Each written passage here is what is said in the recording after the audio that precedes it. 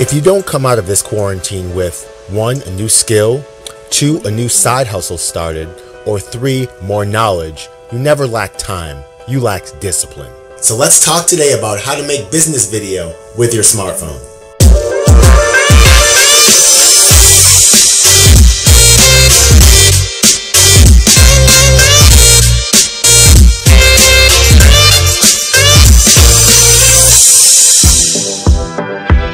As an entrepreneur, you have to do everything for your business, and that can include making your content as well.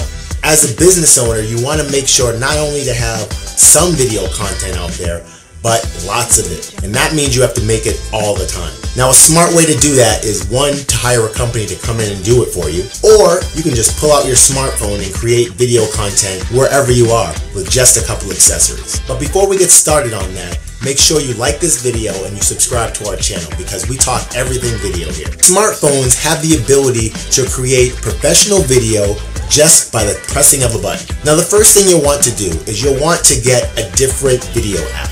Now, the app that comes on your phone is good for certain things, but it has its limitations. For example, it goes in and out of focus sometimes if your subject moves a little bit, or the lighting can change. That means your video is not going to match, and it's going to be hard for you when you get into the editing phase. I suggest using a video app like Open Camera. An app like this gives you the ability to lock your lighting so it doesn't change brighter or darker while you're recording, and it lets you have features like face follow. So if you move left or right, the focus will follow your face.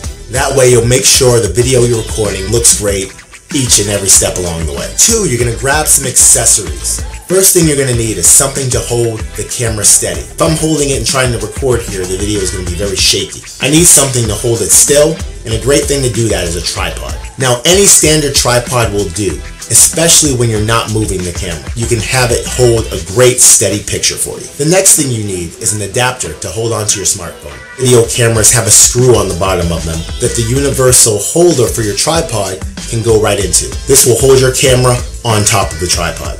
Your phone doesn't have that, so what you need is some kind of grip that has a screw feature on the bottom. I'm going to throw the one I use in the description below so you can have something to hold your camera, and that way you can snap it right into your tripod and you have a nice steady video. The next thing you want is you want a microphone. You see, the microphone on your camera, again, is good and will work in certain situations. If there's any distance between the person and the camera, the sound is going to be more and more distorted. By having a microphone, we can make our sound as clear as possible, because any sound that has noise and distractions in it is going to turn people off and they're not going to want to watch the video. Make sure your sound is good by using a microphone. Now, any clip-on microphone works well, and I actually like to hang mine from the top instead of clipping it on. This gives me the ability to move a little bit more, and the difference between the microphone on your phone and the microphone that you plug in is the direction it gets sound from. You see, your camera will get sound from every direction around you. It's trying to get a full view of what's going on. With a directional microphone, it will only take sound from one direction and filter out all the other noise, which is great when you get into a situation where you have some background noise. By putting your microphone clipped on you to get the sound directly up, or hanging it above you to get the sound directly down, you can get nice clear sound and avoid getting the sound of anything that's happening around you.